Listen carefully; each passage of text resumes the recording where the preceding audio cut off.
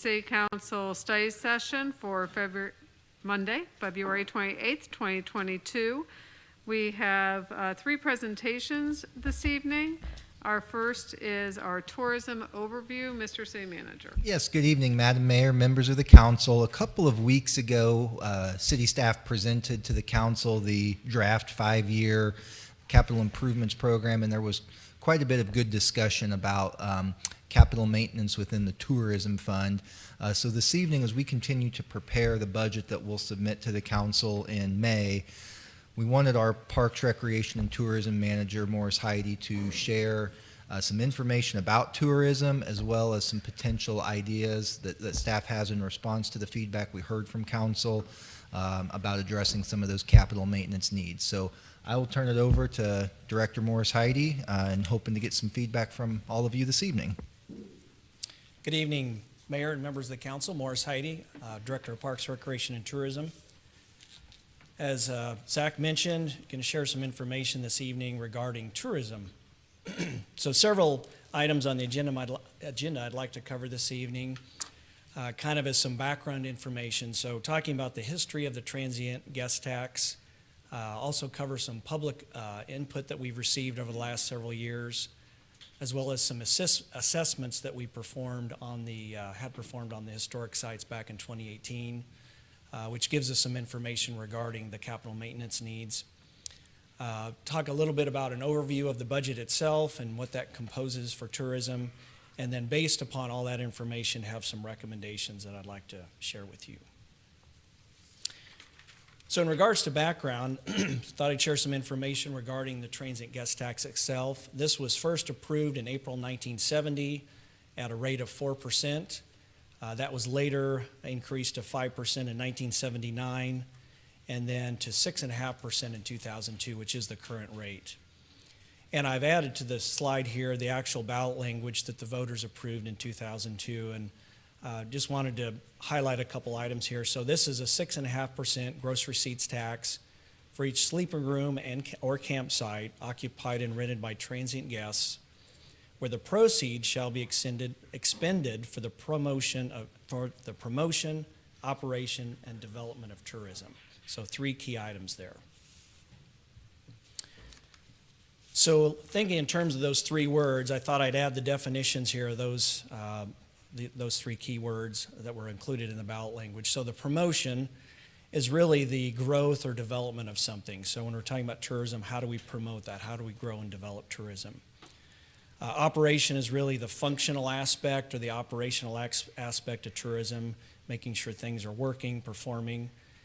Development pretty much is similar or mirrors the promotion. Those could be synonyms of each other, uses the same keywords in that definition, growing or grow, and advancing over time, so developing tourism. So again, the promotion, operation, and development of tourism.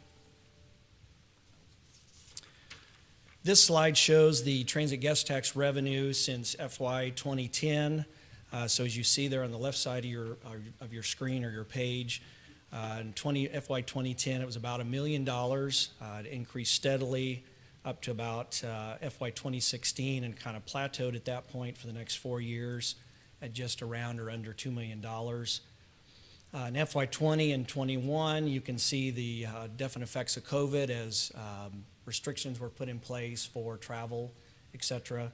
So that obviously decreased the transit guest tax. Folks weren't able to come and stay in our hotels and campsites.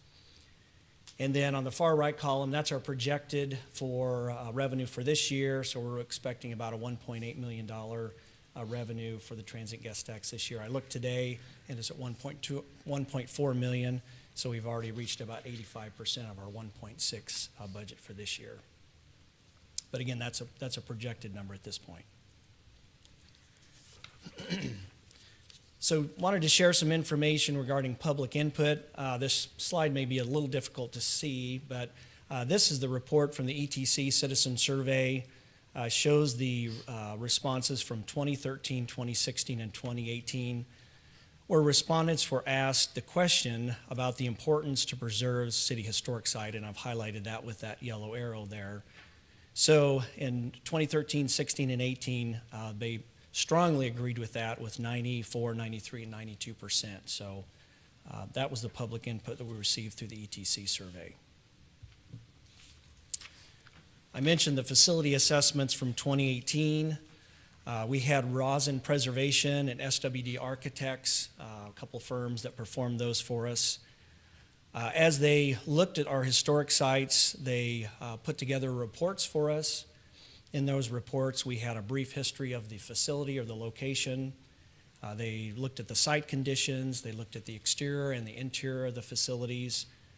They also looked at accessibility for the facility, the structural integrity of the facility, of the building, historic site, security. They also looked at hazardous materials. In other words, trying to really assess what is the condition of these structures. And based upon their findings, they provided maintenance charts and also cost estimates for what it would take to maintain or bring those facilities back up to the standards that they should be at. So you can see there I've listed out the numbers. 1827 log courthouse, just over $700,000. The Bingham Wagner State, almost $3 million, 2.9. National Frontier Trails Complex, so this covers the museum as well as the mill office, just over $3 million, and the Vale Mansion for 1.6, so a total of $8.2 million. Here are some photographs that were taken from the assessments that they did in 2018. You'll notice, in this case, it's 1827 log courthouse. You'll notice deteriorating logs. Just obviously need some improvement, repairs to the facilities. Conditions have obviously deteriorated over time. I mean, you're talking almost a 200-year-old building at this point. I'd like to add, too, that some people aren't aware, this was the first courthouse in Jackson County and also the first courthouse west of the Mississippi River, so it's quite a significant structure. It was built for $150 in February of 1827, which, if I have my history correct, actually predates the founding of independence, which was March 29, 1827. And also of interest is Harry Truman actually held court here in 1932-33 while the Independence Courthouse was being enlarged and remodeled. So it was actually the Jackson County Courthouse in the 30s. The Bingham Wagner State, this was built in 1853. Show some photos here again of some deteriorated conditions, a lot of window issues, have some foundation issues, painting, shows a chimney there with some decay, mortar joints and painting. This is a famous structure. George Caleb Bingham, the famous 19th century artist, was a resident here. Order number 11, the famous painting, was actually painted while he lived at this building. Later, it was owned by the Wagner family, who owned the Wagner Gates Milling Company, which is the mill, which then became the National Frontier Trails later in life. Speaking of the mill, this is the mill office, which is directly north of the Bingham Wagner Estate. So it was the mill, literally the mill office for the milling company, the Wagner Gates Milling Company. This structure, you can see in the photos, has some foundation issues. It's basically a shell at this point. There was some work done by some volunteer groups several years ago. I don't remember the date. They tried to kind of stabilize the building, do some exterior improvements. I think the roof was replaced at that time, but basically it's just a shell. There's no interior finishes. This was built in 1875. National Frontier Trails Museum. So this facility was part of the prior Wagner Gates milling establishment. The mill burned in the late 60s and was vacant for a while. The state of Missouri actually owned the property, and the museum actually opened in 1990, and it became a city property, you may recall, in 2017. The National Frontier Trails Museum is the only museum in the nation dedicated to the three Great Western Trails, so Santa Fe, California, and Oregon, as well as tells the story of the Lewis and Clark and the Mormon Trails. And it has the largest public research library in the nation devoted to the Western Trails, with over 2,600 first-person trail accounts. And lastly, we have the Vale Mansion. So this was constructed in 1881 by Colonel Harvey M. Vale as a residence. In 1881, it cost $100,000 to build the structure. It has 31 rooms, 9 marble fireplaces. At the time, it boasted indoor plumbing, hot and cold water, which was quite rare for a structure in this part of the area. This was acquired by the city in 1983. So again, sharing some resident or citizen input. This was shared with the council, I believe, last month. This was the resident budget survey, excuse me. And the question was asked, select the 3 items you believe should receive the most emphasis over the next 24 months. And I've highlighted again with a yellow arrow, pointing to the comment about increased funding for capital improvement repairs to city historic sites. And also a couple comments, verbal comments from that resident budget survey. Historic tourism, promoting all facets of the city's unique history, national and international relationships. We cannot ignore our historic sites. They are a source of revenue if properly maintained and events effectively publicized outside of years impacted by a pandemic. So sharing a little bit of information about the tourism budget itself, it consists of 4 main areas, so marketing, sales and services, National Frontier Trails Museum, so the operation of the museum, and the historic sites. So looking back over the last 5 years, we've averaged for promotion, so that would be marketing and sales and service, about 66% of the operating budget, the expense side, has been devoted to marketing and sales and services. Museum operations is about 21%, and historic sites maintenance, and I want to note here, this includes building and grounds maintenance, just not maintaining the building. It's also mowing and landscaping is included in that number, is about 12.5%. A little history about the National Frontier Trails Museum as far as budget. Prior to the 2013 fiscal year, the museum was actually budgeted in the general fund. The kind of transition in 2014-15, a portion of the budget was moved over to the transient guest tax under tourism, and then beginning in FY 15-16, the entire budget was moved over to transient guest tax from general fund. So this slide shows kind of 4 different numbers. So in the blue column, which is on the left-hand side of your page there, and the orange color, I guess I would call it, that's actually, so the blue is the general fund budgeted dollars. What I'm trying to show here is budgeted dollars versus expense dollars, and for 2 different funds, so general fund and the tourism fund. So budgeted dollars versus expense, and then the gray column signifies the tourism budget, again, budgeted dollars, and then that yellowish column represents actually the expense. So you can see those numbers. And probably a little easier to decipher is this chart. This basically shows the same information as the previous graph. For the first several columns, I've added on the right-hand side of the screen there the transient guest tax corresponding to the same fiscal year, and then the percent of the transient guest revenue spent on building maintenance. So you can see from FY 9-10, we're just at $1 million revenue, transient guest tax revenue, up to current projected $1.8 million. And the right-hand column there, 0% up to a maximum of 4%. Again, I'm differentiating here, it's building maintenance, so strictly on the building versus grounds maintenance, or historic sites maintenance, which covers grounds maintenance and building maintenance.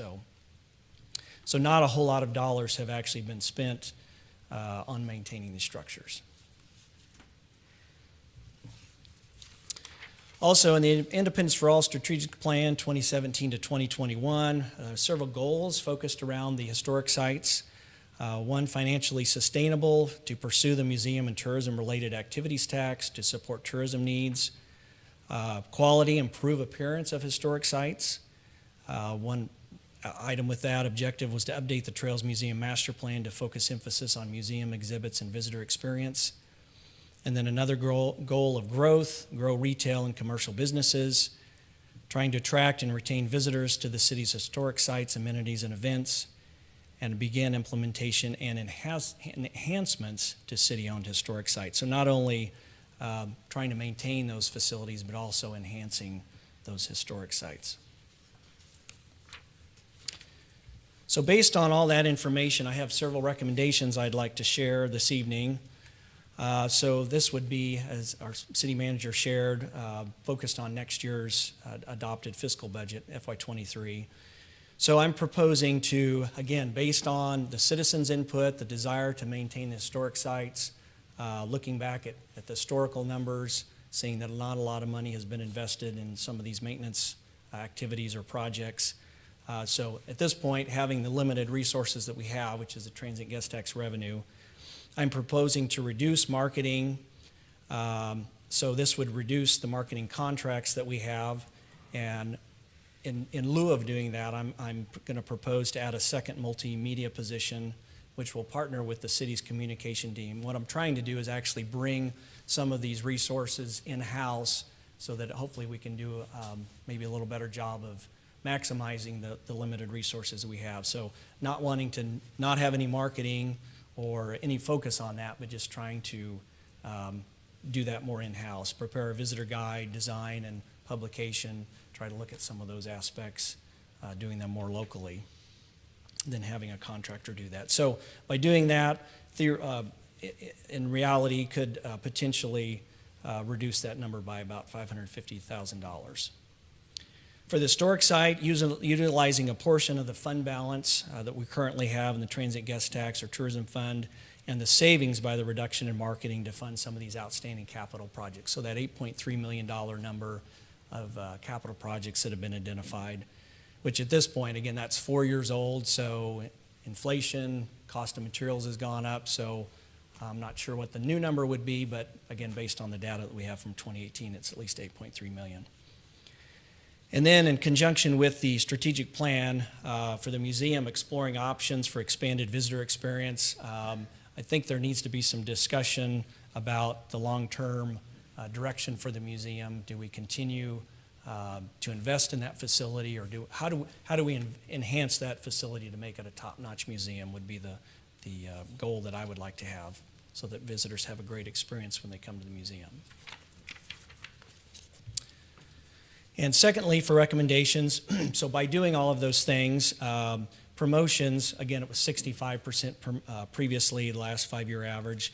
That would drop, and I apologize, these numbers actually aren't correct. We had to submit our budget today. These have slightly changed. So when I put this together a couple weeks ago, these were correct. But as of today, that number is actually 34%.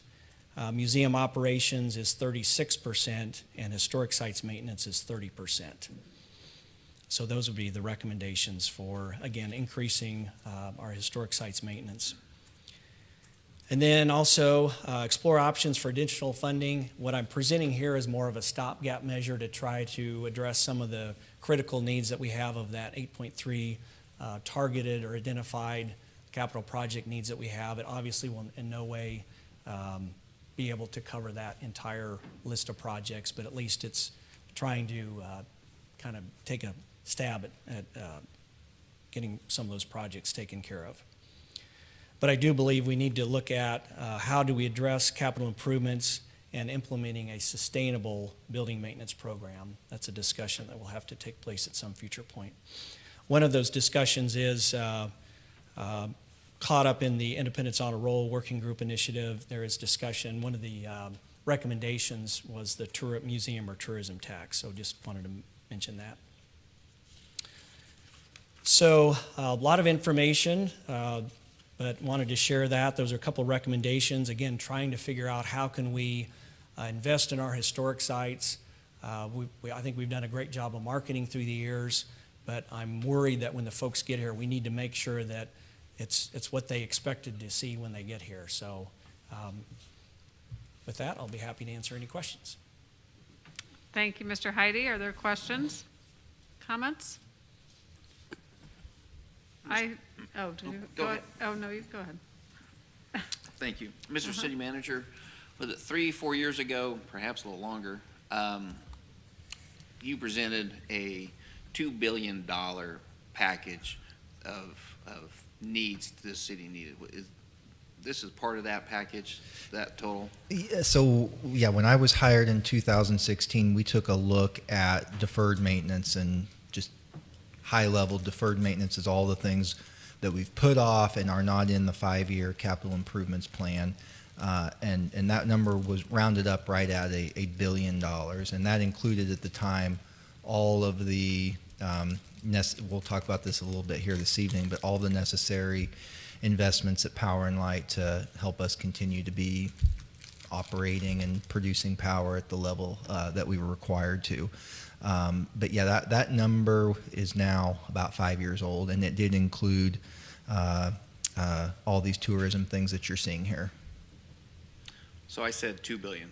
Did you say 1 billion? Yes, sir. So I upcharged it by $1 billion. Yeah. Yeah, I mean, we'd take it, but Right, sure. I mean, so point being is taking a whole stock in our city's needs, and this is definitely one of them that we have that's very much rich to our communities, is the historicness that we have, and how do we retain and recoup those visitors and redo those sites. Part of that, as we move forward as a council, and we try to get very strategic, is what we do is the transient guest tax, that when we have the abilities to take a look at companies who want to come in and develop useless property, that we take advantage of those things when possible, to increase not only the blight that's in our neighborhoods and in our city, but also this produces revenue that goes into our tourist sites. And also, not only does it come directly to the tourism, but also that money that is spent here goes into our general fund. So it's a two-prong thing. This is a discussion that's, gosh, has been going on for over 20 years on how do we strategically tackle this. And there's really been not a good force of momentum to do that. And I think at some point our community is going to have to make some big decisions on how are we going to maintain these before they begin to crumble. We're literally down around our ankles. So in the next 5 years or less, we really need to tackle this initiative and really create something that our tourists in our city would be proud of, for sure. Anything else?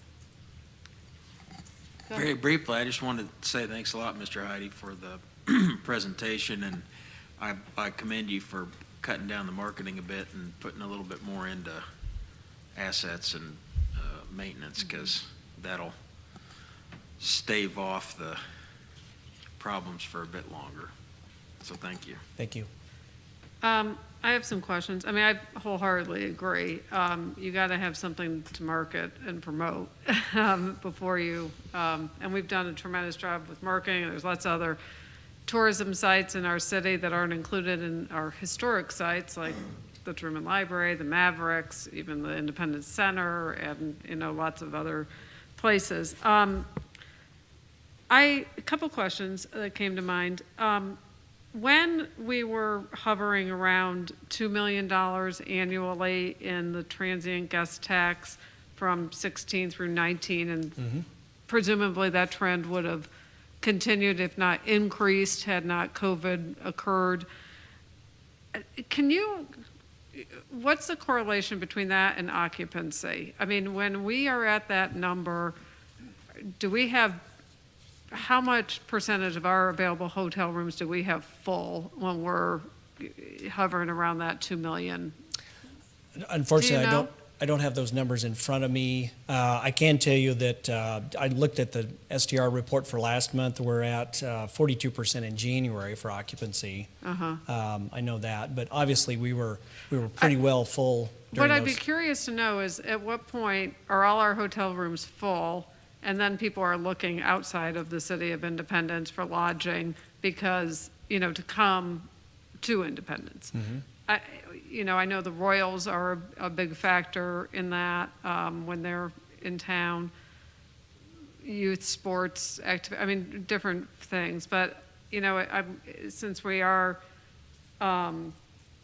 we've just conducted this hotel study, or this hotel study if we had more hotel rooms, would that help to push that number up, is what I'm trying to kind of get at? Or is $2 million as high as we can go with what we currently have available for hotel rooms? So anyway, that's obvious. We can talk more about that.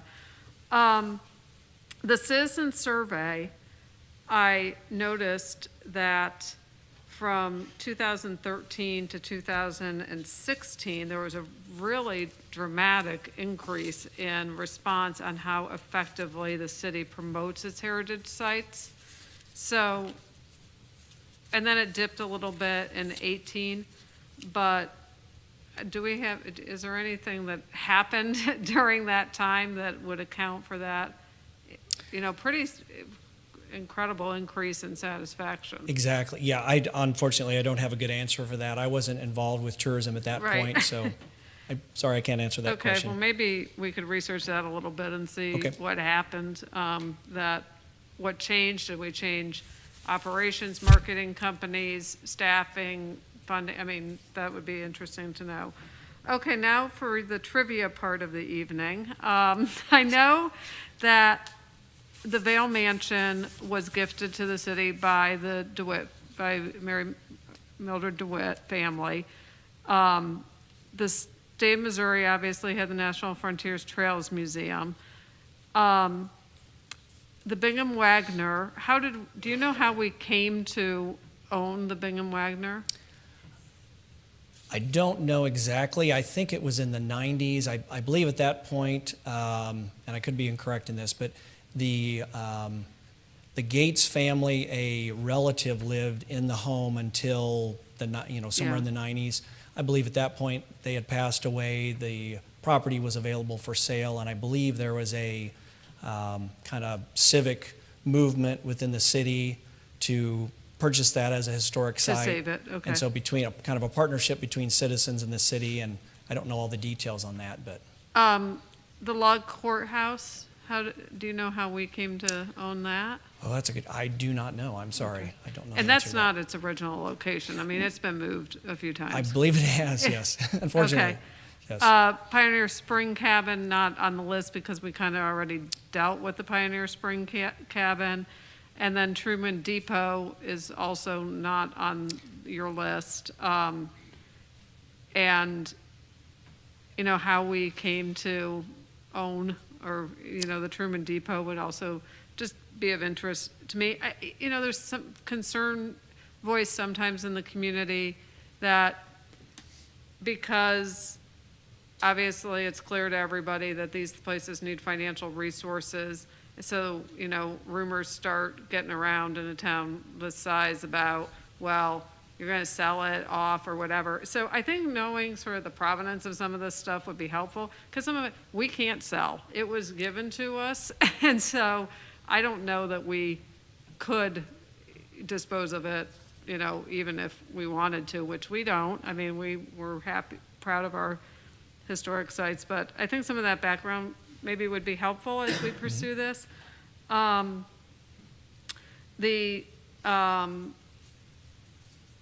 We did get the authority a few years ago through our legislative efforts to do the restaurant tax for historic sites. We did some surveying of the public. There really wasn't an appetite for that at the time. Sort of the carrot that was dangled was the possibility of potentially getting the Steamboat Arabia. I think to a lot of people's surprise, there wasn't much appetite for that in this community. Not as much as maybe many of us thought there might be. But times change, and maybe, the right projects would maybe whet the appetite of people to consider that sometime in the future as well. Of course, as a general obligation bond, which would be the vehicle that would be necessary for us to tackle this $1 billion plus, I'm going to say by now, deferred maintenance. So that was all my questions. Anything else? All right, thank you. Thank you. Next on the agenda, Mr. City Manager, is the EDC quarterly update. Yes, Madam Mayor, and for that, we have the Vice President of the Economic Development Corporation, Jody Krantz, as well as the current Chairman of the Board, Steve Maurer, here this evening. We'll welcome both of them up at this time. All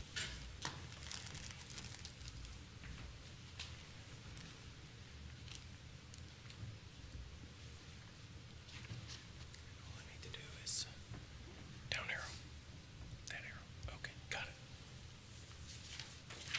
Good evening, everybody. Thank you again. My name is Steve Maurer. I am the current chairman of the Independence Economic Development Council.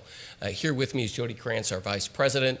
I'm going to do the first part of the presentation because you're going to hear a little statistics about the performance of the EDC, and it's easier for me to brag about what we've done and what we've accomplished than it is for Jody. So I'm going to do that first part, and then I'll let Jody get in and tell you about what we really do on a day-to-day basis. A few facts and figures, just to make sure everybody understands. The EDC is your partnership in creating, maintaining, and improving your economic climate. It's how you go about maintaining and ensuring job growth and job stability here in Independence. We are your partners. We are a not-for-profit organization. We have 150 members, 150 citizens, businesses that have decided, I want to help promote a better economic environment, a better quality of life through better business here in Independence. That's what we do. We have as our goals to maintain jobs, create new jobs, and make them better jobs by bringing in new businesses through attraction, by retaining the good quality businesses that we have, and helping our small businesses grow, become bigger businesses. How do we do that? Just a few statistics. In the 20 years since 2012, we can directly track that we have maintained and created over 77,148 jobs here in Independence. Every year, we meet with, work with, and help over 690 businesses. And since the beginning of the EDC 10 years ago, well, for 10 years, we can track our contribution to Independence to $1.7 billion. How is that for a jobs impact? We provide these 690 contacts. What that can mean, anything from, I want to grow my business, I need a bigger building. Or I want to hire more people, tell me about some workforce incentives. Or I'm looking to move a business to Independence, can you help me do that? We have, in this year, in 2020 alone, with those 690 contacts, we maintained or created an average of 715 jobs every year. We do that with assisting them in state incentives through regulatory issues, how to work with the county or the city. We're the ones who do that jobs for you, and we have done it every year, year over year. Our worker impact, what does it mean to the people working here in Independence? We have, using the number that the city puts out for its average wages and for the businesses that we have worked with, we have retained and brought in an average of $17 million to Independence. And from 2012 for the 10-year decade, that's $713 million that we have had direct impact to help the citizens of Independence. That is growth, that is maintaining jobs, that is providing good jobs here in our community that we're doing with you. Total economic impact in Independence. By tracking the capital investment is if somebody builds a new building, if they bring in a new machinery, if they expand their current operation, that is a capital investment. When we track capital investment every year, year over year, we're looking at over $80 million of new capital investment. Combined with the jobs impact, for our 10-year history, that's $1.7 billion that the EDC has helped facilitate here in Independence. If you trace that out for the partnership that we have with the city, every $1 that the city invests in the EDC is $193 return. That's what the EDC does for you every day, year in, year out. A few things about the EDC particular divisions. You've all heard a presentation before about our Innovation Center. The Independence Regional Innovation Center is our incubator. It's where we help grow small businesses. And what that has done, I know you heard a presentation about this, so I'm not going to go through all those slides before, but I wanted to bring it a little bit more current for you. We have a direct impact of $32.1 million just through the Innovation Center alone. Lifetime direct impact in Independence, that is wages paid, money earned, taxes paid, money spent here in Independence is a little over $7.5 million. We have 80 current clients because we're full. Every spot that we have, we're full. And we're now up to 200 jobs. Think about that. In the Innovation Center, we have 200 people working every day, coming in and out, building their business, contributing taxes, wages, salaries here in Independence.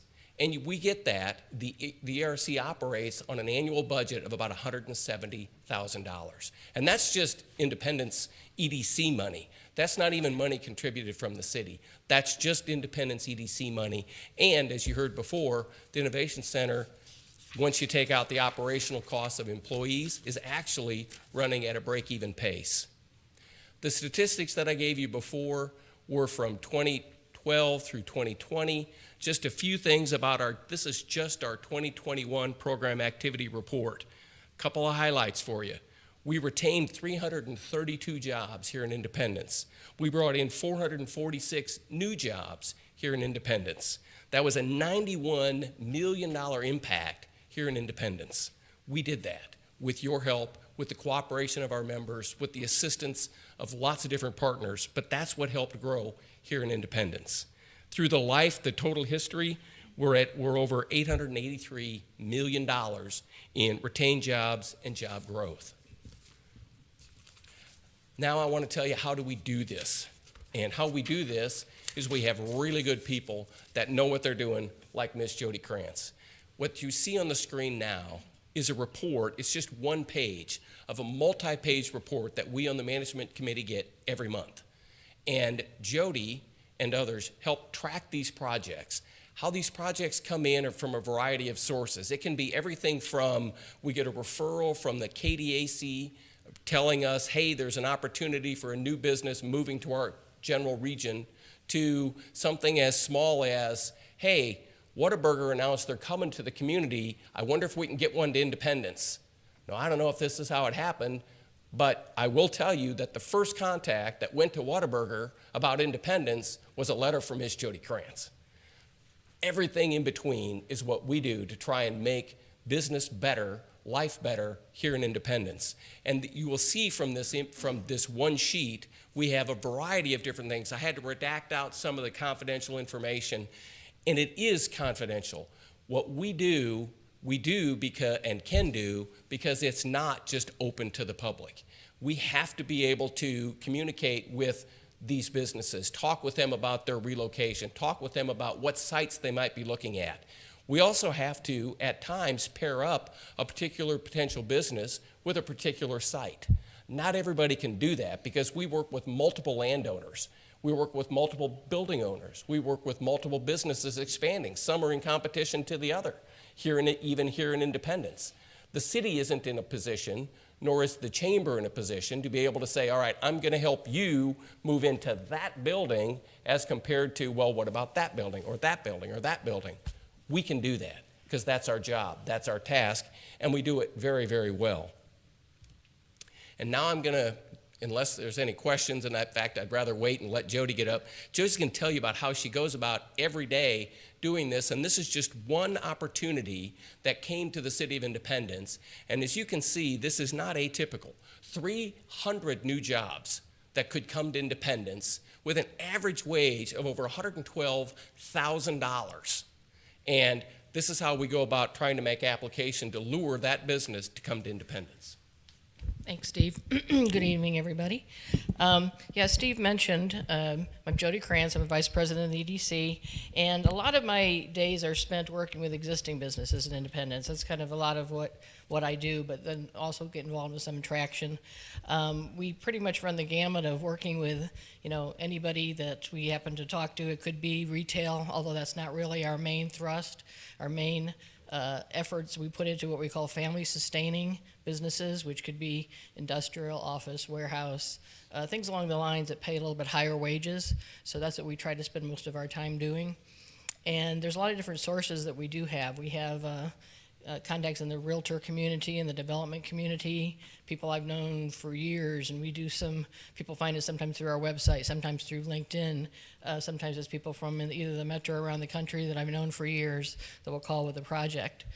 And what Steve showed you here, this example, is actually rarer than most of the ones we get. This one is asking for a land site, And we do have land, but typically when you send something like this in too, we're not shovel ready. We don't have a developer in place. We're not shovel ready. You know, all the utilities aren't ready to go. And that's usually what a project looks like. Because even if they might take a year to get going, a year to build, they want something immediate. So most of the ones I get in have requests for buildings. Probably on the low side is about 50,000 square foot, all the way up to 250, 300,000 square foot are a lot of requests that I get from companies. And a lot of our bigger projects we do get in from the Kansas City Area Development Council, and they're a large regional group that has the money to go out and do marketing, do trade shows and things along that lines. So, like I mentioned, a lot of the ones we get from them, they need buildings. So as soon as we get it, we don't have the buildings. We really can't put in for these companies that are paying $100,000 a year, you know, hiring 200, 300 people. So I checked on our vacancy rate today for office, on industry, and our industrial vacancy rate is 1.2%, which is down 1.8% from last quarter. So we really are absorbed as far as industry. So that's a lot of what we deal with, trying to find space for people,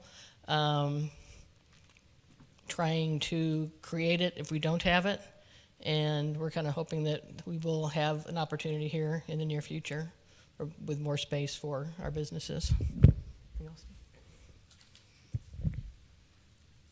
Are there any questions that either Jody or I can answer for you? Comments or questions? I just had an observation, and this isn't really news, but I think it's interesting. The example that you gave us from the KCADC requested this information on Monday night at 5:15. There's a pretty, what I would call fairly detailed, almost 2 pages of requirements that you have to submit, and it's due Friday. They're often like that. Yeah.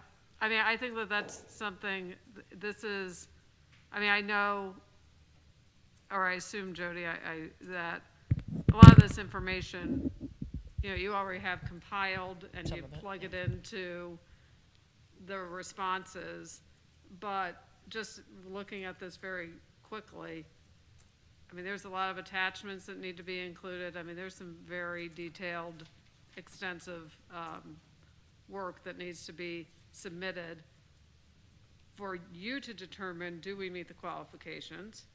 And then to, get that to them. And you've got one person who has to do, and, you might get more than one of these a week to respond to these in 4 days. Yeah, we've been getting a few in lately for office projects, which we do have that fit what they need. So I've got one right now I'm working on, setting up about 4 offices to look at by, I think, Wednesday. So. Okay, thank you. Any other comments or questions? Yes. Just a big thank you for what you guys are doing. I know you guys work your tails off to attract businesses, get the information back to individuals. I want to say thank you, Jody, for the times I've called you up and say, hey, I need to sit down and talk with you about this and that. So I appreciate your willingness to do it, because I know you're damn busy, so keep up the good work. Thanks. Anything else? Okay, thank you very much. Thank you all very much. We appreciate the opportunity. Appreciate you coming. Mr. City Manager, next is our presentation for the recommendation to authorize the letter of intent with Pro Energy Services. Yes, good evening again, Madam Mayor and members of the council. We'll go ahead and ask Director of IPL, Mr. Jim Nail, to come up and give this presentation.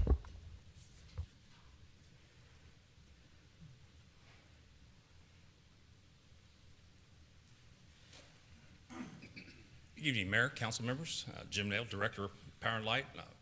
Very pleased to be here tonight for the next step in our quest to look at the future of IPL and the City of Independence. And tonight is a request for a letter of intent.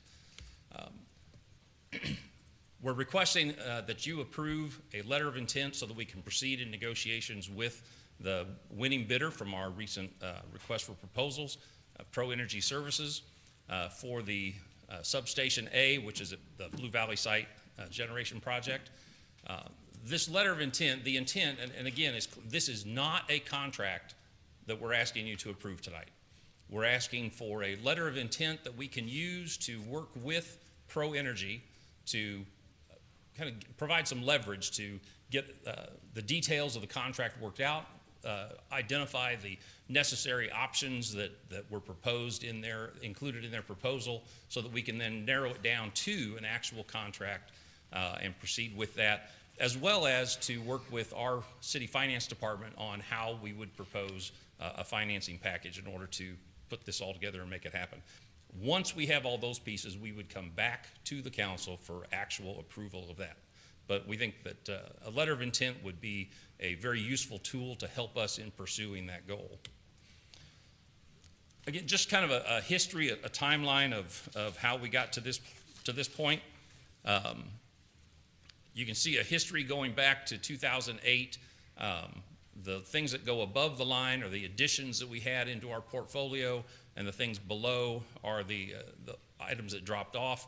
And over the since 2008, for the most part, we just kind of held our own. We had some ups and downs, but for the most part, our capacity stayed fairly level until here in the last few years, we've gotten down to where we've lost a little bit of ground in our capacity. 20 years ago, the dream was that we would build a new plant. And due to circumstances, that didn't happen. We delayed. There were a lot of questions about the environmental issues, the regulatory issues, so the decision was made to not make a decision. And then 10 years ago, it was, well, maybe we should build a combined cycle plant, like similar to Dogwood, take advantage of those efficiencies and get some partners. Again, because of different considerations, the decision was made to postpone. 5 years ago, well, Dogwood probably won't work. Maybe we should look at some combustion turbines. But again, nothing happened, and we continued down the road to where we are today, where we have aging assets we know are not as efficient as other options that we could get, but we no longer have the capacity cushion that we used to have in order to further postpone these decisions. The citing study, as part of this process, and again, this proposal is not something that just came up out of the blue. We've been working on this for several years. The master plan that was issued in 2019 identified the need for additional resources. 2 years ago, we started talking about replacing the combustion turbines, and then last year we launched on this project to actually do an RFP and to find out what was made sense for Independence. The first piece of that was to do a citing study. One of our objectives was to look at every solution possible, all the different technologies. I've seen comments on social media, why did we not consider this, not consider that? We considered everything. And we let the citing study take a look at what our facilities could accommodate, what's possible here in Independence, and use that to shape the requirements for the request for proposals. The result of the citing study showed that, one, for us to get the required capacity and generation that we need from wind or solar, we just simply don't have the acreage to do that here in Independence. A large plant, the cost of a large plant was, again, going to be something that was going to be very difficult for us to get our hands around.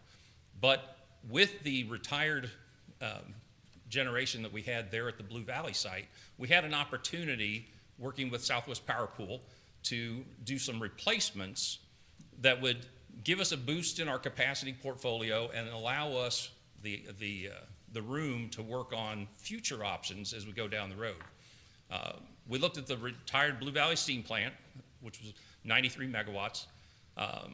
We also did consider our 3 substations with existing generation, substations H, I, and J. And the fundamental questions that the citing study consultant had to look at was, what is feasible? What's possible at those locations? What is going to be doable at those locations and fit the requirements that we have? And with all those options, what would be the most advantageous for us?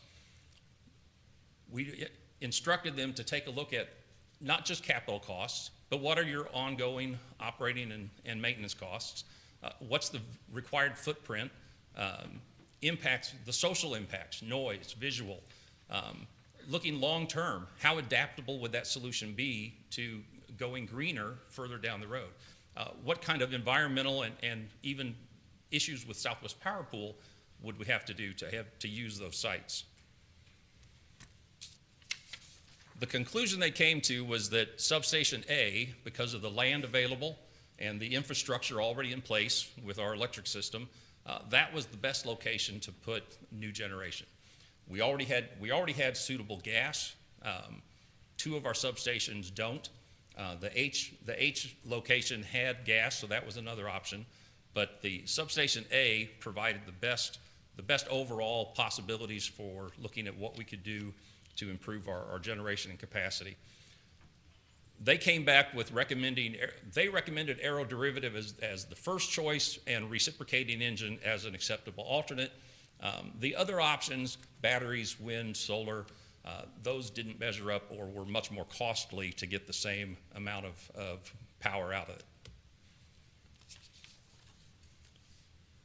Another factor in this is Southwest Power Pool.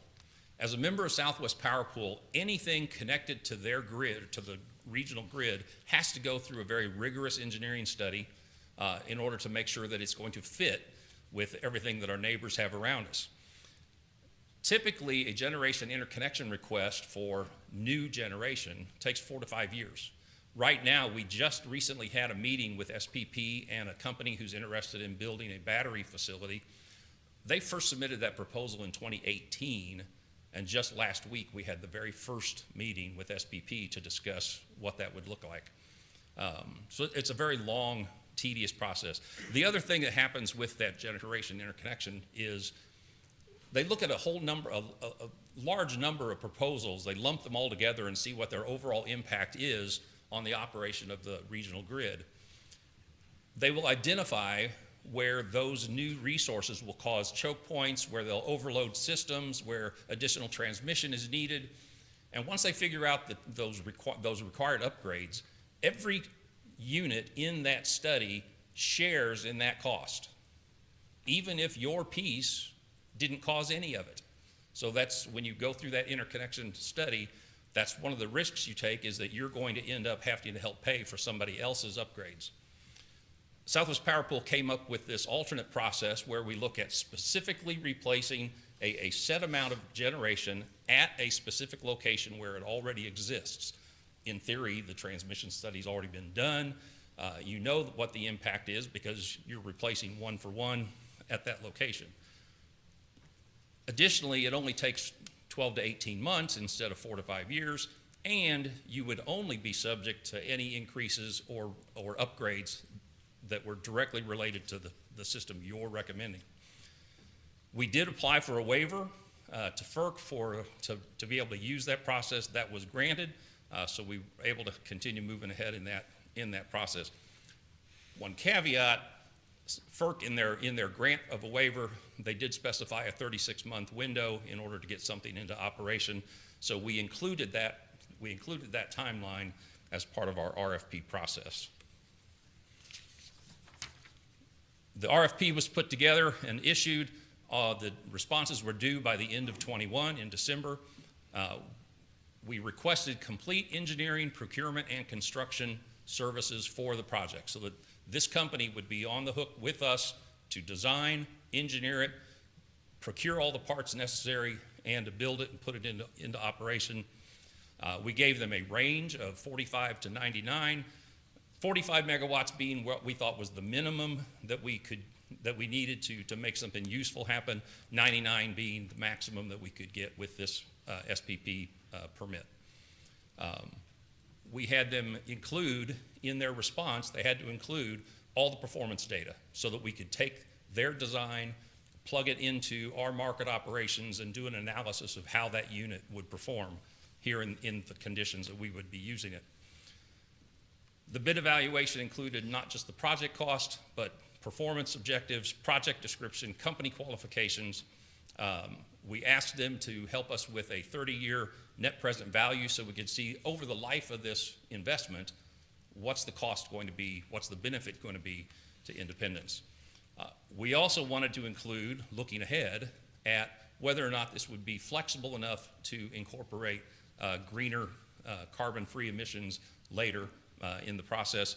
And specifically for these type of engines, hydrogen was one of those that would be possible. The results came in. We had 6 companies bid. There were a total of 20 different combinations of systems and equipment that were proposed in those bids. The technologies included reciprocating engines, aeroderivative turbines, which are similar to a jet engine, and then even one large frame combustion turbine, which is similar to the ones we have currently, except even larger. We did a very intense comparison of those 20 different projects. We used actual Southwest Power Pool market conditions over the last 3 years. We took their operating characteristics of what they proposed, plugged it into that model to see how often would those units have been called on, what would be the opportunity for them to be used in SPP's market under the real conditions that we actually experienced. And where our units, the model would predict that our units would be 2 to 4%, these models were coming back at the 25 to 30% range, so a tremendous increase, mainly just due to the increase in efficiency. We scored all the units, looked at all of them, how they performed, and the unanimous winner of the evaluation process was Pro Energy Services and an LM6000 aeroderivative. Actually, it's 2 units that would be co-located. You can see here their average score from all the evaluators was 93, with the next highest score only a 66. One bidder was eliminated because they didn't provide us a complete package. One, they didn't do an EPC bid like we requested. They also didn't provide the experience that we requested, the similar projects that we could compare to, so their bid was non-responsive. We did, however, include their technology in our analysis just to see how it would compare, to see how it would stack up. You can see here the results of that evaluation. Pro Energy Services is the least expensive. Well, Company F, the one at the bottom, is a little bit less expensive, but that's the one that was the incomplete bid. So by the time you actually did an apples to apples comparison, they would have been significantly higher. So of the bids that were responsive, Pro Energy Services is at 69, and you can see the next best is another 30 million on top of that, and then they go even higher. The other thing you should note, the column that's labeled pricing, IP is what we call indicative pricing. Most of these companies, because of the volatility of the supply chain these days and the uncertainty, most of these bidders would not give us a firm bid. They put in a bid that included escalation, some of them as high as 40%, that from the time they issued the bid to the time we actually constructed, the price they quoted could actually be 40% higher. Pro Energy Services is the only bidder that gave us a fixed bid, a firm price. We also did a comparison, the energy that these designs would provide. Hopefully with the more energy you're providing, you get some economies of scale. But what we found was that Pro Energy Services, there's also, not only was it the lowest cost, it was also the best cost per kilowatt of energy provided.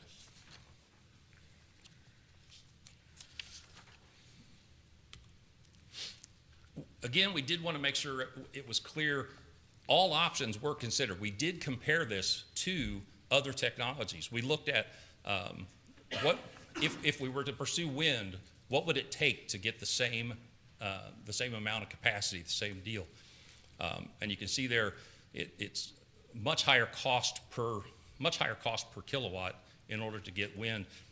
Part of the problem with wind and solar is the fact that you only get credit when you're talking about capacity. You only get credit for a portion of that, because the sun doesn't shine all the time and the wind doesn't blow all the time. You don't get 100% capacity or 100% credit for the design capacity of that system.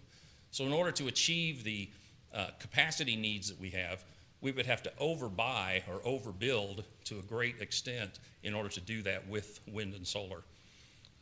We compared it to our resources at Dogwood, our Oneta contract, the coal contracts that we have at Iatan and Nebraska City, And these LM6000s came out favorable to all of those resources that we currently have. A little bit about Pro Energy. Pro Energy is a local Missouri company. They're located in Sedalia. They have a 900,000 square foot facility there. They bring these units in, they strip them down to their core components, and they rebuild them to 0 hours. I'll say that again. They bring in used equipment, strip it down to its base components, and rebuild it certified as 0 hours runtime. They warranty it the same as GE does a brand new product. So we've been asked, well, why would we ever consider used? Look at the price difference. And you're getting it warranted at the same 0 hours as if GE issued you a brand new unit. In fact, at their facility, they take those units and they actually make them better. They do an extra coating on the blades that helps with efficiency and wear. They have their test stand right there on site.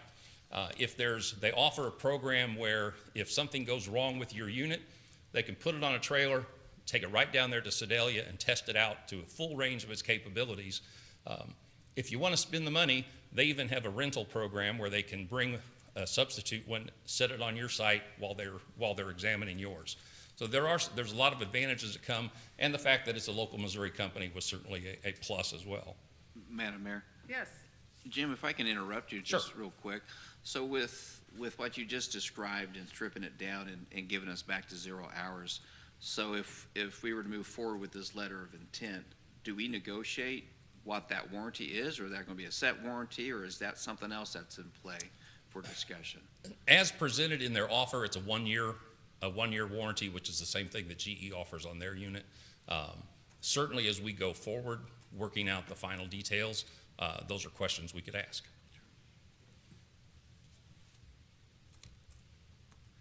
Oh, I might also indicate here, their personnel, while Pro Energy Services may be relatively new compared to some other companies, the folks that came together to form Pro Energy have 25 plus years of doing exactly this kind of maintenance and industry experience, 2 decades of providing EPC support for projects just like this, over 60 installations that they have done that are similar in scope to this product. And again, they fully back their performance guarantee and their warranty just as if this was a new product. A few other things, the LM6000, again, like I said, fully overhauled to 0 hours. The balance of plant, that's all the support equipment that goes into making this thing operate. All of that additional equipment would all be brand new, including the generator piece.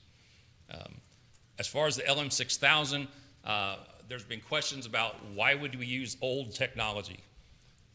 This technology has been around for a little while, but it's got 4 million operating hours of success at 99% operational reliability and 98% availability, which means it's there doing the job when you need it. And it's not like this is the same design that you may have had 20 years ago. They've continued to make improvements and to improve their design as they go. So the LM6000 is a proven workhorse in the generation industry. These units would be black start capable. That's important because in the event, last February, if things got worse, if our targeted blackouts didn't work and the local grid collapsed, we have a unit that we can start up on our own without anybody outside assisting us and be able to start restoring load within our local grid. Their offer included some new fuel tanks, which would give us 4 days of continuous fuel oil operation as a backup if something went down with the natural gas piece of it. They are capable right now of burning up to 35% hydrogen. Hydrogen's not an economic fuel source yet, but they're working on that. And as that improves, we would have the ability to blend that in to the fuel that we use.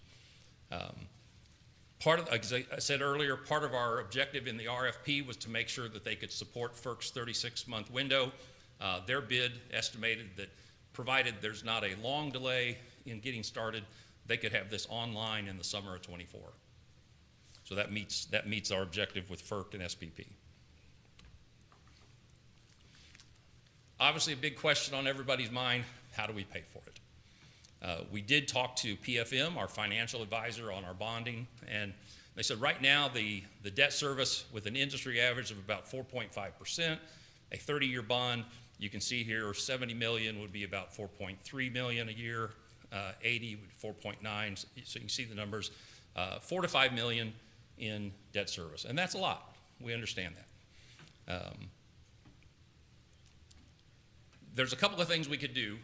One, we could start with, and PFM said that typically what you'll do is just start with like a line of credit construction loan. Pay for what you can as you go, but have the line of credit so that you can keep the project moving. And then at some point you identify what's the total need that you have to finance, and you can then issue bonds at the completion of the project. We looked at these units, and again, we plugged it into historical SPP data. We did not include February of 21. Most statistical analysis, you throw out the highs and the lows and you focus on the norm. So that's what we did. So we didn't include any outliers like Uri. But it's still, in SPP's actual market conditions, would have generated approximately 2.5 million a year in revenue potential. Now, my crystal ball is not any better than yours. That's not a guarantee. But it's a conservative estimate of how these would perform, given the market conditions that we actually experienced. It does not include other reasons that SPP might call on us. We frequently get called on for what's referred to as regulation. The grid needs support for voltage and frequency control. They don't need generation, they just need something spinning to help manage that frequency and voltage. They'll call on us for that, and we get paid for it. Sometimes it's a question of congestion. All the generation they have online is trying to come from the west. It all can't make it through Kansas City. The transmission lines get full. So they need something on this side, and they'll call on us. We've had days when it's 60 degrees and beautiful outside, and they'll call on our oil burners because SPP had a need. So none of those opportunities are included in this number. But certainly market opportunity is probably the best average that we can, at least best number that we can use as an estimate. With 4.3 million in debt service, 2.5 million in market opportunity, that would leave about 1.8 million in annual obligation. So it helps put that in perspective. We will be reaching out to the finance department and working with Brian and his PFM as our advisors to put together some kind of a plan that we will come back when we have an actual contract in order to help figure out how we're going to, exactly how we would do that. I've got some ideas, but I want to work with the experts to help firm that up. Again, the letter of intent that we're asking for, that would allow our staff to zero in with Pro Energy, help get them to the table to say independence is serious. We're not just floating a proposal out there that you're not going to get to work with. We want to actually do business with you. Work with finance to get the funding, and the letter of intent, again, I think is an important step in that direction. Again, just to kind of show why we think this is important, this is a graph that shows the dashed line, or the solid black line slanting up. That's our estimated load growth. The dashed line represents the 12% reserve that SPP requires that we have on top of that. Assuming that we all agree we need to start thinking about retiring our combustion turbines, you can see how as the combustion turbines would drop off, as the Onetta contract would expire, we start losing that reserve capacity very quickly. We may be able to buy all of our energy from Southwest Power Pool, so we may not need to go out in looking for specifically for generation, but the capacity piece is what we are obligated to provide. These units will help us provide that capacity and then give us time to make some other decisions down the road. This could be just the first step in overhauling IPL's generation portfolio for the years to come. There's lots of things that are possible. We could go for more wind. We could go for more solar.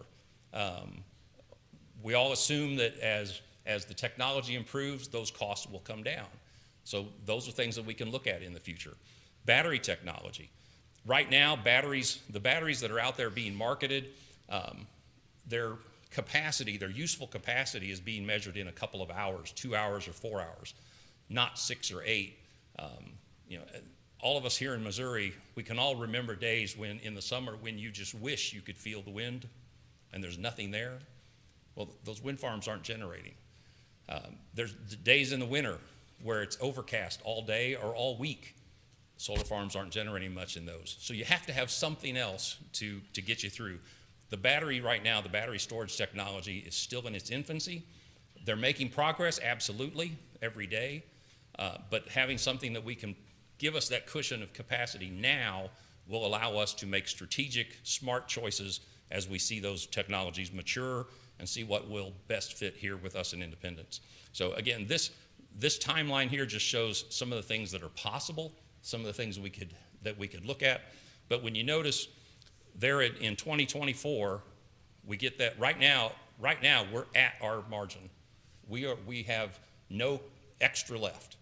So if we get this project, that'll boost our capacity up to where we then have time that we can make the decisions. We can be in control of those decisions, not at the mercy of someone else.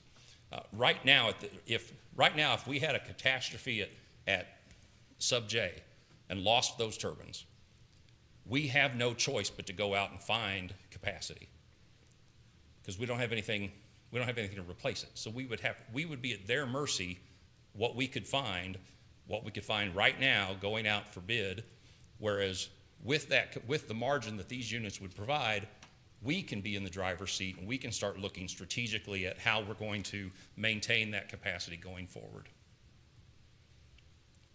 Again, our recommendation is that we proceed with this RFP, next step being the letter of intent in order to allow us to proceed with our negotiations. We presented this to the PUAB on Thursday last week, and I'm happy to say that they did endorse it and forwarded their recommendation for approval as well. Subject to your questions, that's my presentation. Okay, thank you very much. Comments or questions from the council? Yes. I had a couple questions, Jim. First of all, it's the lowest bid, but it's old equipment. Well, but again, remanufactured and guaranteed to 0 hours runtime. Okay, so the equipment we have sitting there right now, we can't take it down and start from ground zero there while they're sitting there? You're going to have to pay somebody to do it. And We're paying somebody to do this too. Again, right now, those not only are our turbine generators 40 plus years old, so is all the support equipment that comes with it. This offer here includes not only the turbine and the compressor and the motor or generator, but also the support equipment as well, the balance of plant. Right, and you said that these have a 1-year warranty, so what happens after that? The same thing as if we bought a new one.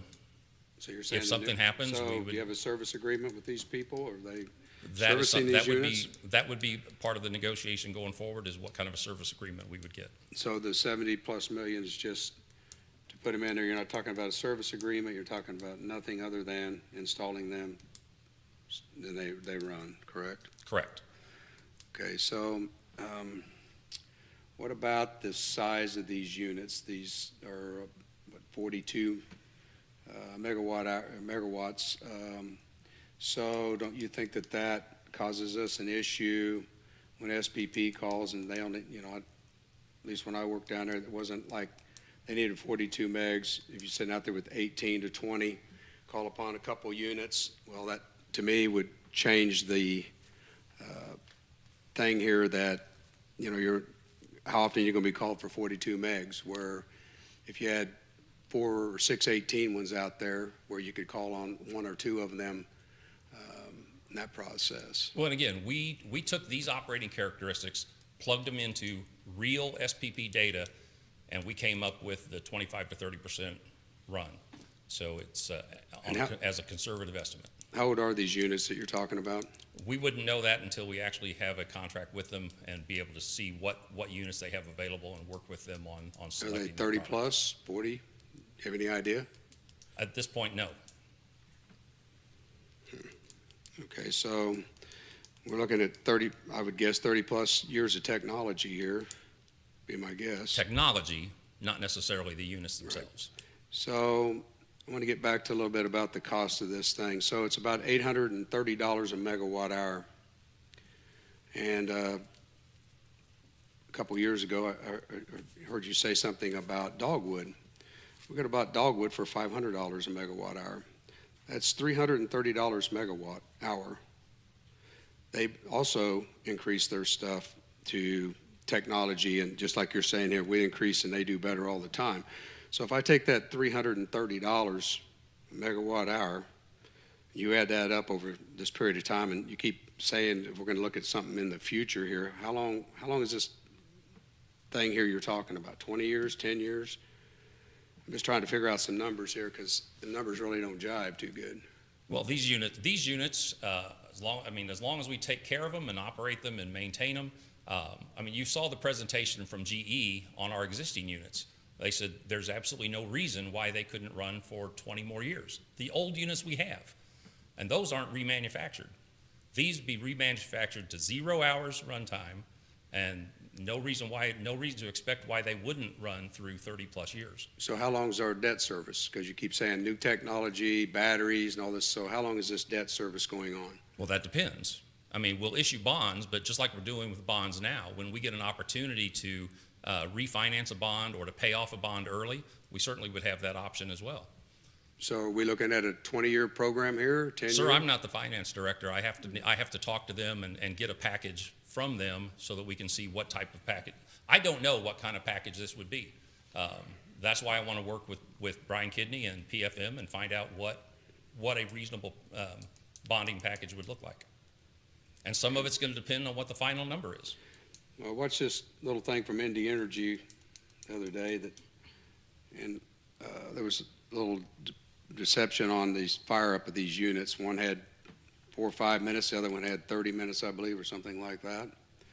So my other question is, during adverse times, heat of the summer, cold of the winter, do you have any idea what the startup is on these? Because you keep talking, it's like a kick of a switch and they're up and running. And so the bigger they get, the more time it takes to get them going. Well, the 4 to 5 minutes is probably a good estimate. Again, these are part of the design of these is that they would meet SPP's requirements to be considered a fast start unit.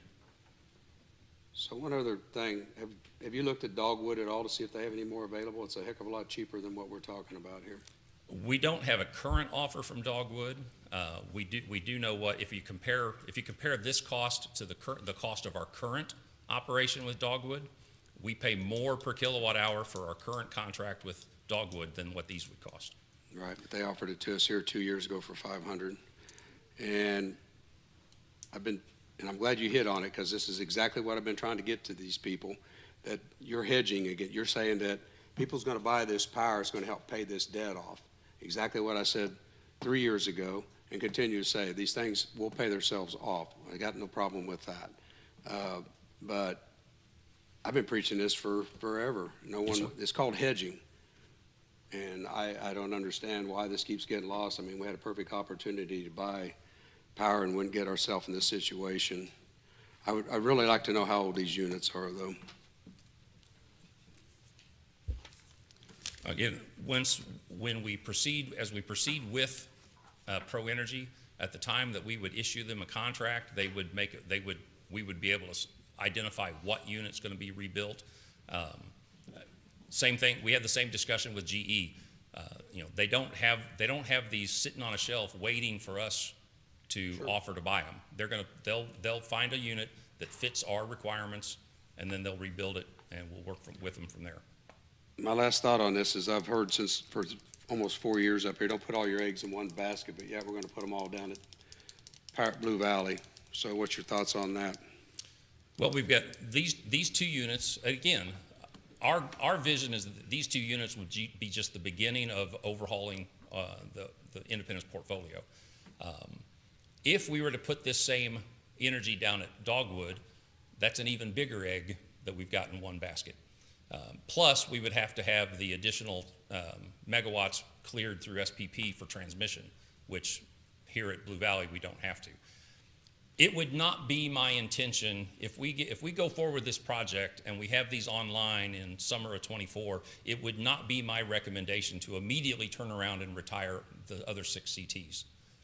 My intention would be run them until they break, market that extra capacity while we have the chance, and let them generate a little revenue as well. But we would certainly be able to, at that point, make the decision that if something happens to one of the CTs, we would be in a position where we could make the decision, do we repair it or do we go ahead and let it go at that point? So we would still have not just Blue Valley, but we would have, at least for some amount of time, we would have the other 3 substations as well.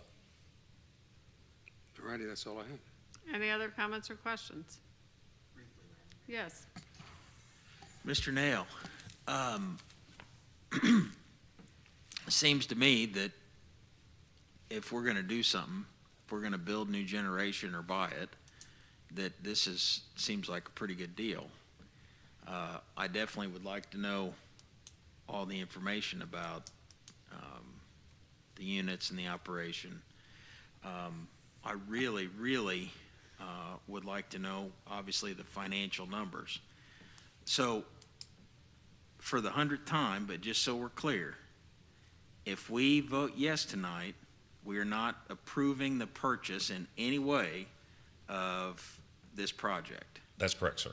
This is just a letter of intent, which we will then go and work out that final Not only do we have to work out the final details on the equipment themselves, this is a major investment, a major project. We will have a thorough legal review of the proposed contract to make sure that all of its bits and pieces are in Independent's best interest, plus then the finance package as well. So all those pieces still have to be worked out. And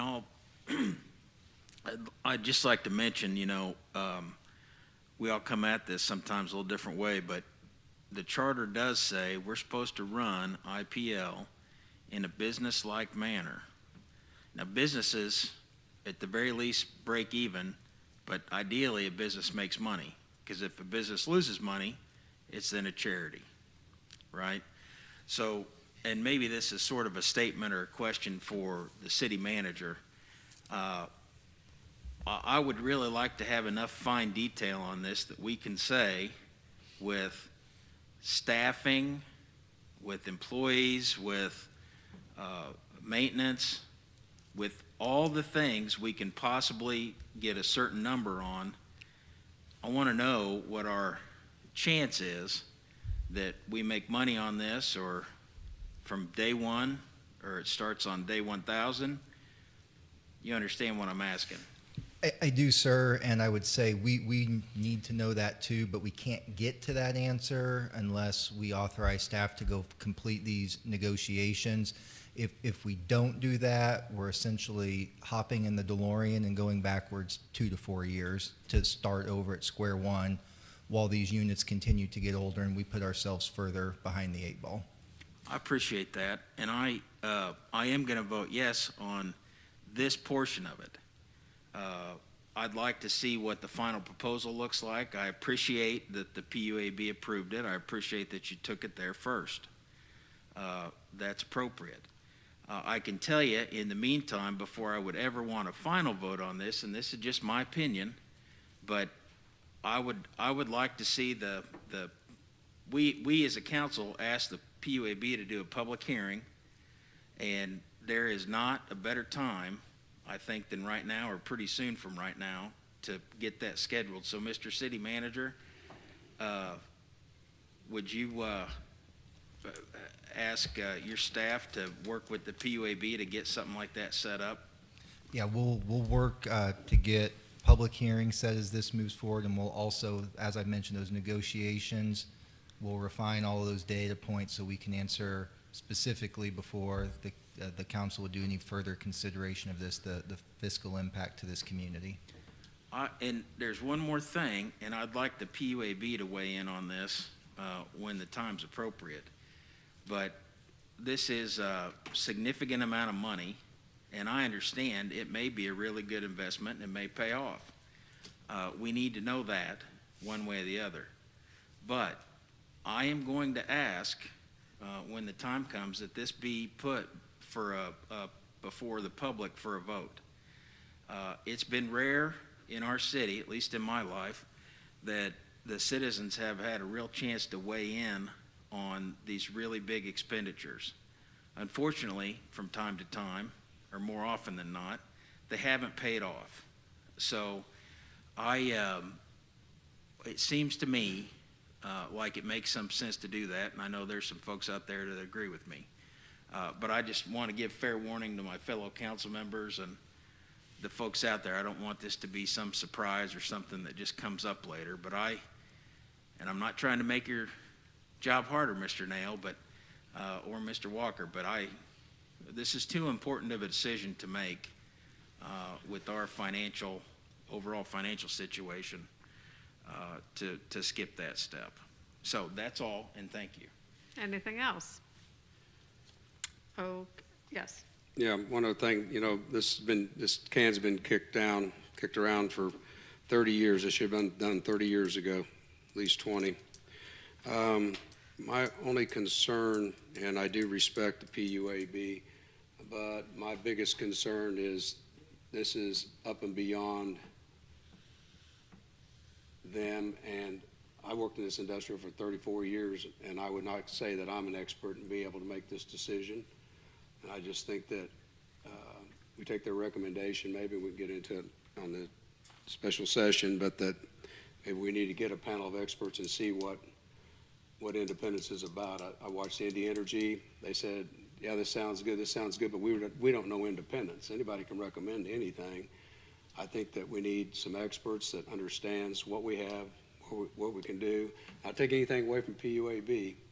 I just think that this is big. This is not like, rates or da-da-da-da-da. I just think that we need some real people in here that really know the business, and I'm not one of them, and I just think it's way bigger than that board is. Not disrespecting them. I do appreciate their time and efforts. I just think this is, like you said, even a public vote. I believe that there needs to be a little bit more involvement here with some people that, not taking anything from you either as staff. I'm just saying this is big. This is a lot of money. This is a lot of thing on our ratepayers and everything. I just think we need to look at it a little bit harder. Oh, and I agree with you, sir. We recognize our limitations. We all have our specialties, but the staff as a whole has worked on this for the past 2 years and engaged multiple consultants. So we wouldn't be recommending it if we didn't think it was the right answer. Okay, anything else? Okay, that concludes our study session presentations. Are there any other discussion topics for the study session before we adjourn and go into the special called agenda? Okay, then we are adjourned, and I will call to order the council special called agenda for Monday, February 28th, 2022. Madam City Clerk, will you please call the roll? Councilmembers Huff, Here. Perkins, Here. Stewart, Here. DeLucy, Here. Steinmeier, Here. Hobart, Here. Mayor Ware. Here. We do have some citizens who requested to speak to the council, all of them obviously on the one item that we are considering this evening, which is the IPL Proposed New Generation Plan. The first is Kevin Baird. Kevin? Good evening, Mayor and City Council. I'm Kevin Baird. My comments, thoughts, and opinions are my own and do not reflect those of my employer. One of the central questions at hand here is whether we should own our own generation. We aren't speaking about that tonight because IPL has apparently already made that decision for us. Because of that, most of the urgency you heard tonight was our own doing. Filing a petition with FERC to resume generating at Blue Valley before this council, or the public for that matter, approved replacement generation was wrong. Now we're asked to decide on something we didn't get to weigh on in to begin with.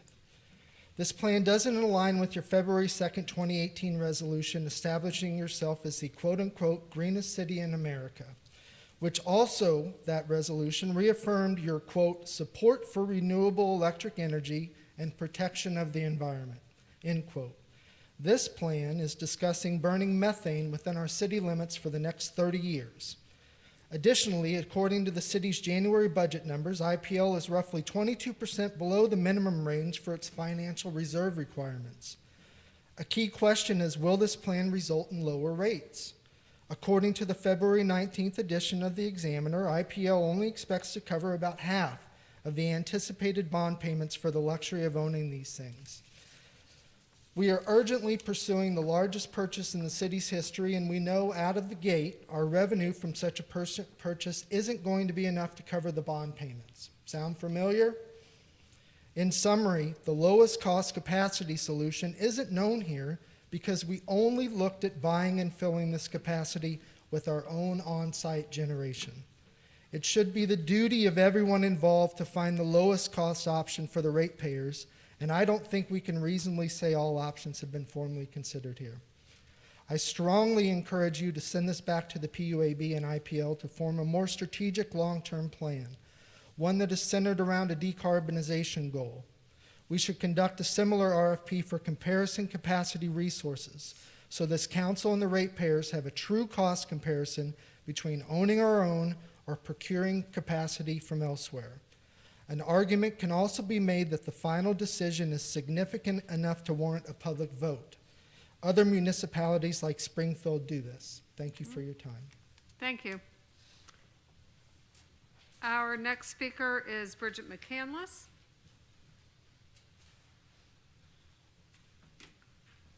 Good evening, Madam Mayor and Council. My name is Bridget McCandless. I've been on the PUAB for a year and a half. That's a citizens panel created by the city charter. These 7 members come from a variety of backgrounds, but none of us are economists, engineers, or energy experts. And we've been asked to make a 30-year recommendation for a landscape that is changing every 2 to 3 years.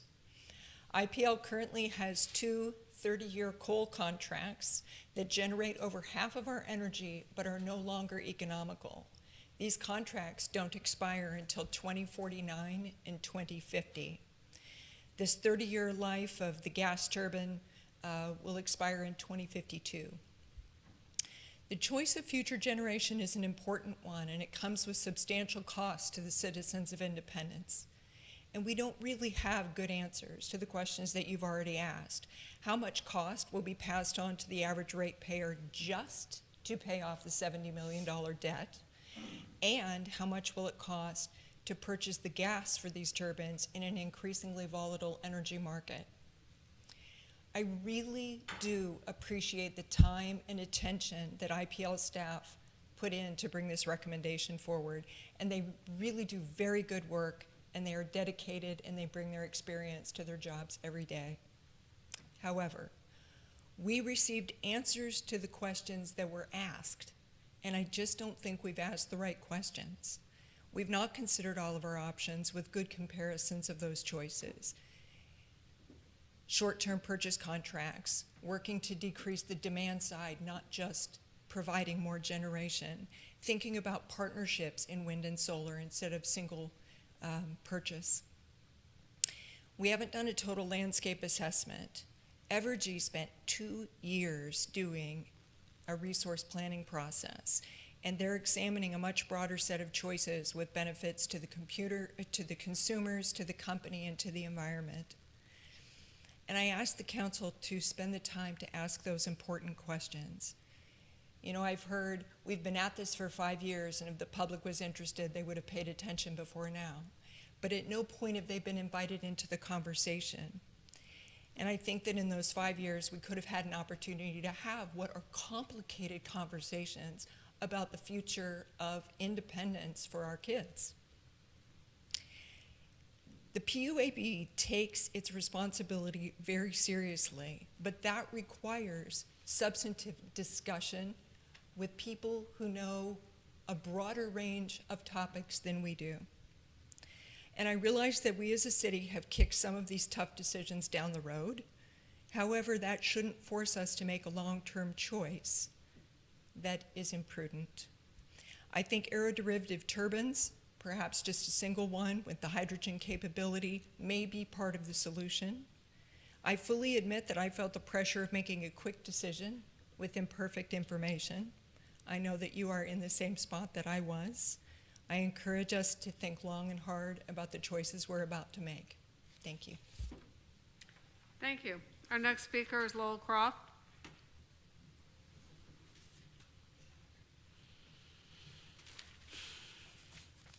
Good evening, Madam Mayor and council members and city manager and all those that are tuned in and listening. I appreciate their being connected in. My name is Lowell Croft. I live at 4319 South Brentwood Street, and I've been a resident in Independence for 48 years. The proposal from IPL is the largest municipal bond request ever for IPL, and I think maybe even for the city overall as well. And instead of repeating a lot of different numbers, Mr. Baird and Miss McCandless, sorry. I think they touched on some very, very valid points that I was going to bring up as well, but there's not really any sense to repeat it. One of my main concerns is the overall debt burden that is going to result if we borrow another $70 million. And that's the estimate at this point. And, you know, it could end up being a lot higher than that. Don't really know, but I hope not. So anyway, the current debt that IPL alone has on its financial sheets has a par value of $136,490,000. And the total principal and interest remaining on those revenue bond debts is $214,354,948. And they will not be paid off until 2046. If we jump on the bandwagon and approve spending another $70 million in revenue bond money, that's as Jim presented, it'll be paid over 30 years at 4.5% interest and will amount to a total expenditure, including principal and interest, of $127,684,698. When you combine that with the current revenue bond debt, the grand total ends up being $342,039,646. That's a very staggering amount of long-term debt. So I just hope that before we venture down that path that we're sure that we want to go in debt that far.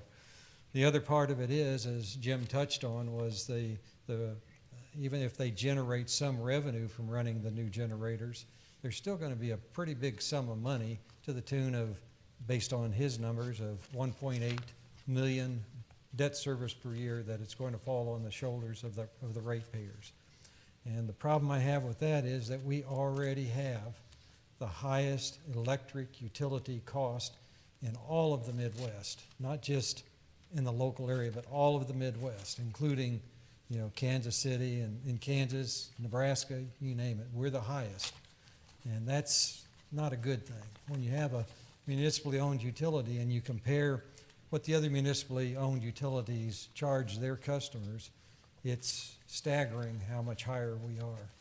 So I hope that that will be given due consideration, because if the revenue doesn't come in from these new generators and the whole balance is put on the backs of the ratepayers, you know, it's going to be horrendous.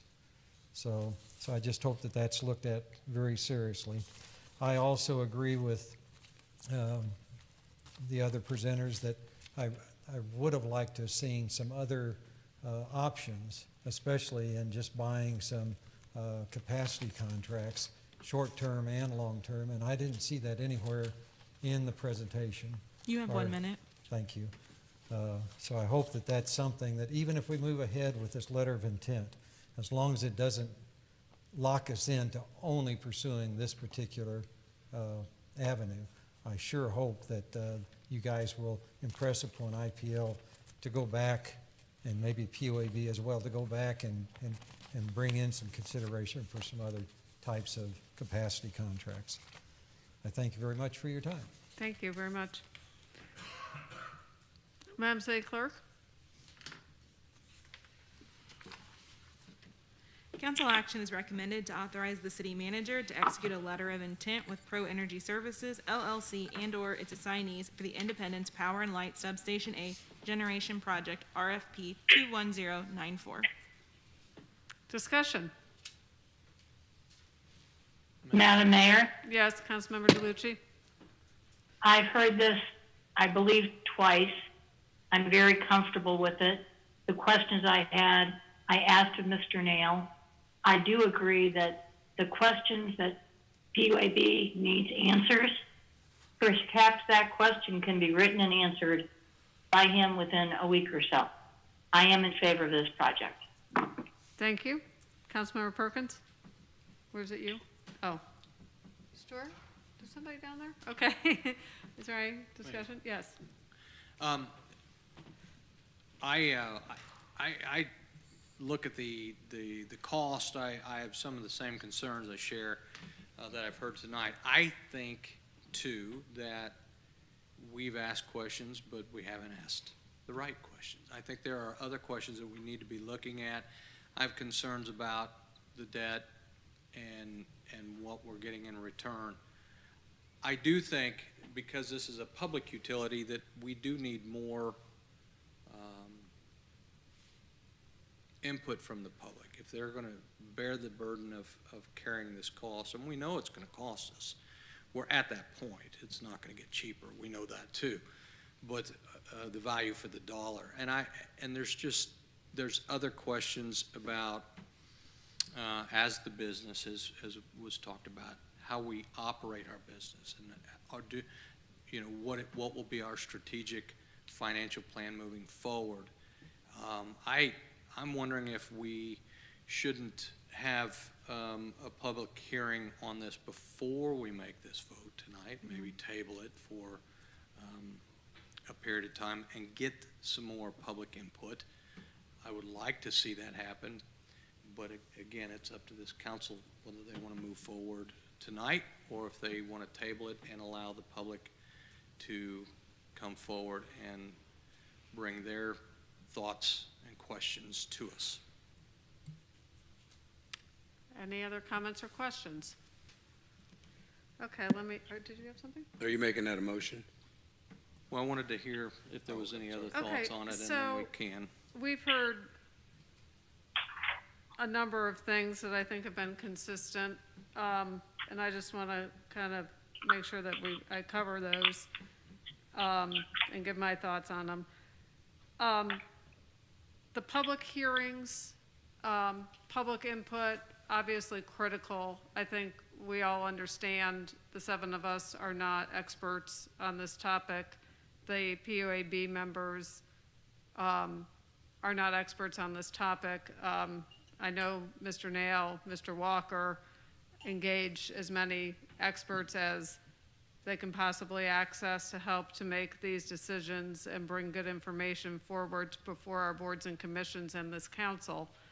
I think what I'm hearing is that we'd like to hear from those people directly as well, perhaps as well. I've strongly encouraged the PUAB to hold public hearings. They, to this point, have not, but that opportunity is definitely still ahead of us. This council has the ability to hold public hearings, although several months ago, we sat in these chambers and had this discussion. There were members of Indy Energy who came and spoke to us. This format isn't great for a dialogue to occur at a council meeting where citizens come forward and speak, and there really isn't a question and answer type engagement. We had that discussion several months ago. It was encouraged that we have sort of a town hall meeting. I engaged with some individuals around that idea of that being planned. There was no action taken to plan such an event. So I think those are all great and very valuable, and that should happen. But it's going to require, the community coming forward and helping to organize that type of an event that the council, in my opinion, is not the ones who you should be asking the questions to. So I'm just going to continue to put that out there. I know there's many active citizens in this community who could be very helpful in planning an event and working with our staff to bring together these experts that we all want to hear from, ourselves included, the decision makers included. So I've encouraged that, and it has not occurred, so I hope that that does occur. IPL strategic plan, which Mr. Baird referenced, we're presented with an opportunity to engage in IPL strategic planning. This council determined at the time not to go that route, to utilize our internal staff to do that. And I think that's something that we should continue to pursue. And as far as a public vote, yes, I think, a decision of this magnitude, that may be warranted. What I can speak from my experience of serving on this council for 10 years. If we do not provide direction to our staff to continue to move forward, we're not going to get a chance to ask those questions. So this is a necessary step for us to be able to continue to have those discussions and bring forward the experts that we need for this community to make this very important decision. So I am certainly going to support this tonight. It does not commit us to any significant expenditure or eliminate other options off of the table, but it does allow us to ask those questions and have those discussions, which clearly we all are eager to have, to determine this very big decision sometime, in the relatively near future. Is there any other discussion? Hearing none, please call the roll. Councilmembers Huff, No. Perkins, Yes. Stewart, No. DeLucy. You're muted.